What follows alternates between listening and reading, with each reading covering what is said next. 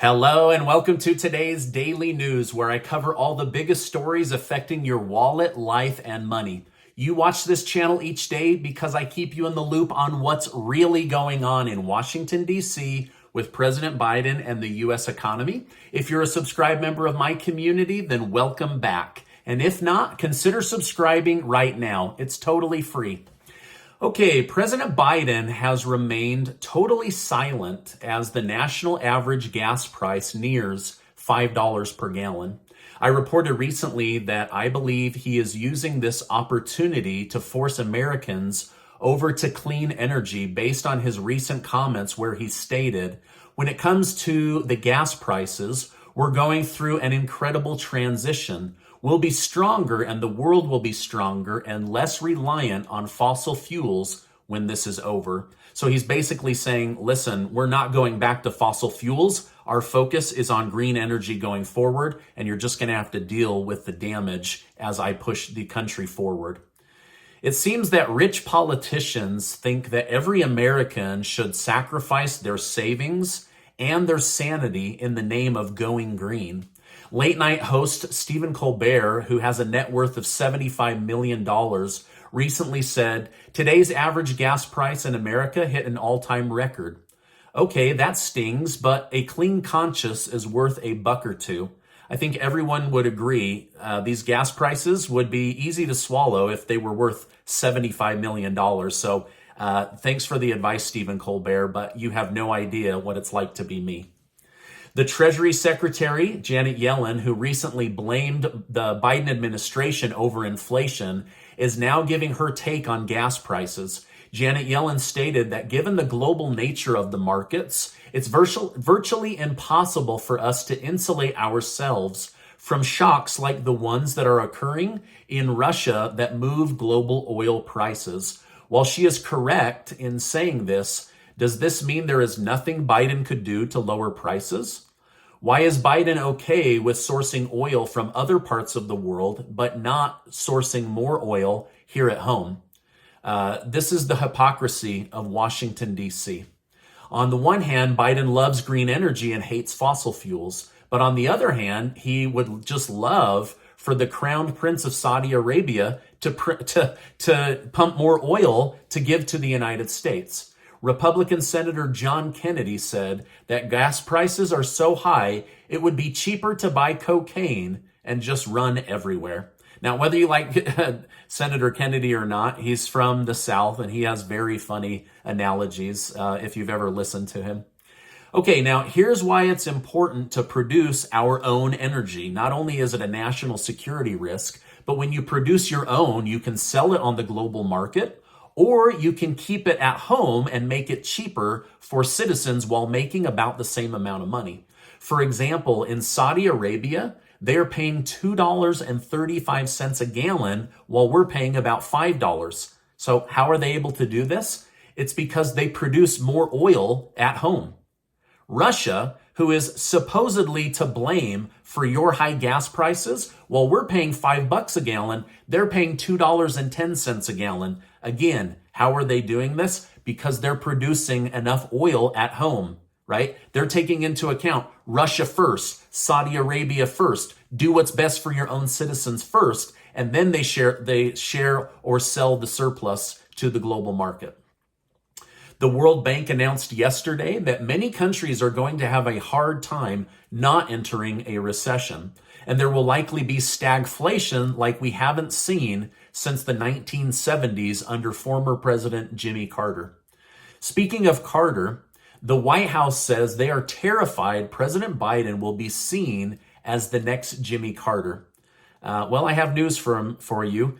From all the people that I talked to that lived during that era, they already think he is. So I think he is the next Jimmy Carter, right? Where your income doesn't go up, but all your bills go up. Your energy costs go up. This is exactly what they lived through under Jimmy Carter.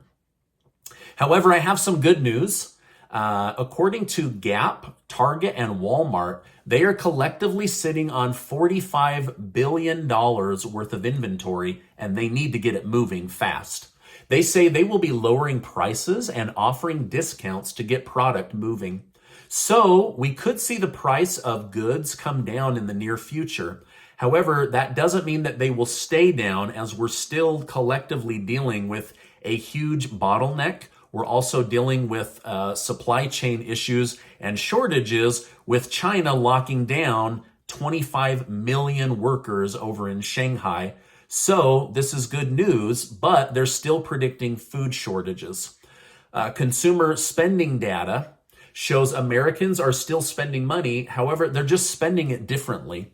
They are spending more on food and less on TVs or new furniture. So although we might enter a recession, some areas of the US economy are going to remain incredibly strong and robust, while others will have to lay off workers and kind of just keep their head down and get through lower quarterly revenue until they can weather the storm. Now, I want to give some advice. If the good news I shared with you today becomes real, and I'm hoping that it will, if we see these price drops like these big retailers are saying is going to happen, please take this time to get some food storage and some emergency preparedness items.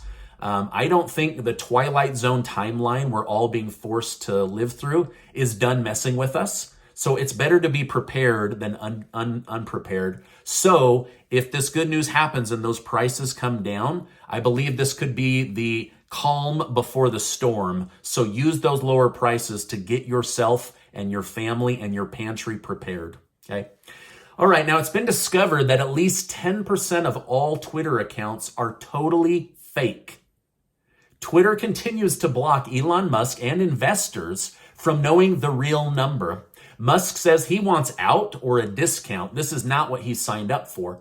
If Musk doesn't buy, investors will likely lose a lot of money based on this new information, right? They bought in based on false data.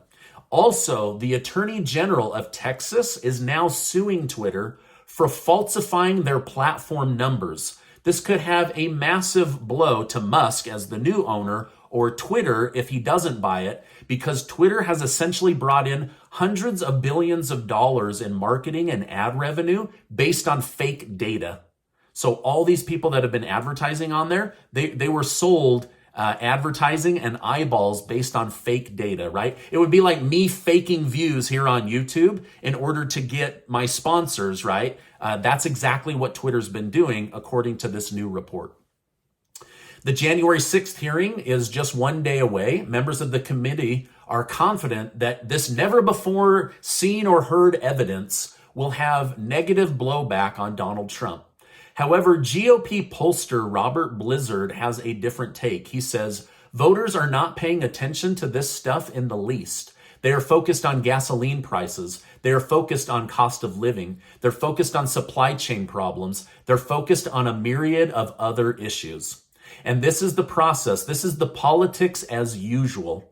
Now, in wake of the hearing committee, they have hired a television producer in order to make this thing more sensational. And some people are saying, why do you have to sensationalize it if you have actual facts and evidence that make Donald Trump look guilty or culpable, right? So anyway, honestly, I think Americans either hate Trump or they don't care, right? Like, I don't know that this is going to sway anybody. And based on your comments, this GOP pollster is right. We're all more concerned with how much do eggs and bread and milk cost? How much is it going to cost to put a tank of gas in my car? That's the real stuff that most people are worried about right now.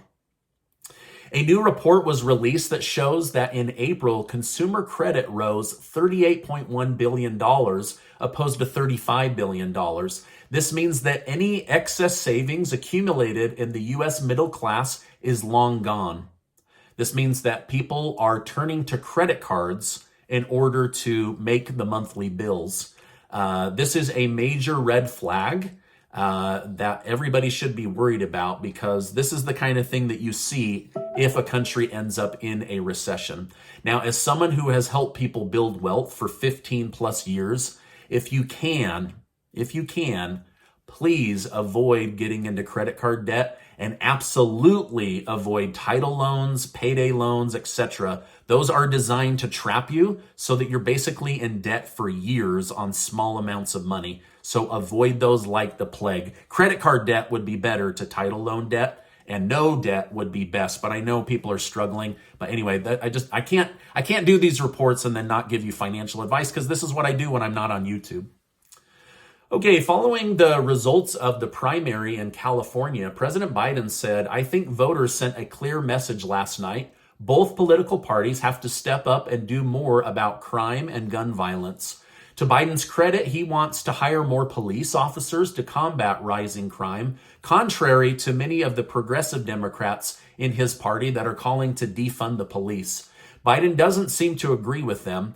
High crime hurts everybody, including politicians trying to get reelected. So hopefully we can get these crime rates to come back down. But most crime is a symptom of not having money or not having a job. And so they've got to work on that as well, right? Like, what's the root cause of people wanting to rob their neighbor or stores in their neighborhood? Last night, the people of San Francisco voted to recall the most soft on crime district attorney in the country. This DA allows people to steal up to $999 a day without jail time or prosecution. So you could basically walk into Walmart, grab whatever you want, and if you can make it out of the store and it's less than $1,000, you just stole from Walmart with no repercussions, no prosecution. So he's light on drugs, he's light on violence, he's light on theft, he's light on crapping in public. Right? Like, people are pooping on the sidewalks in San Francisco. Homeless is out of control in an area that's supposedly one of the most wealthy areas in the United States. And he's light on prostitution, saying, hey, listen, people got to get their needs met, right? So it's a totally different than when I grow up here in Utah. Maybe, where you live, it's different as well. But I guess the people of San Francisco finally said, listen, enough. We are done. And so he is now being recalled, because I guess they got tired of being robbed, like, I don't blame them, right? Okay, Taco Bell might not look like a restaurant going forward. It might actually look like a bank. It's been announced that Taco Bell wants to move away from humans taking orders at cash registers. They will instead invest in their mobile order app and computers where you can place your own order. The restaurant could look more and more like a bank, where you'll order and then you'll pull up through a teller drive-through and your food will come out in a tube or on a conveyor belt or something like that. So basically, instead of a tube full of money, you'll get a tube full of tacos if Taco Bell can pull this off. I personally like ordering from humans. When I buy my groceries, I don't usually do self-checkout. I usually try to go and interact with a human, but I don't know, that's just me, right? All right, now this is my update for today. As I know more, I will definitely come on and share more. Fingers crossed that those prices come down like Gap, Target, and Walmart are predicting. But use that to your advantage if you can. But for those that can't, remember, Casey and I are doing that $6,000 giveaway thanks to generous video sponsors. We want to share some of that money with you. 12 of you are going to win $500 in cash. You can use it however you want, and I'll make sure to leave a link below. Now, before you go, I just want to remind you that you are amazing. I appreciate you being in my community, and I'll see you on the next video.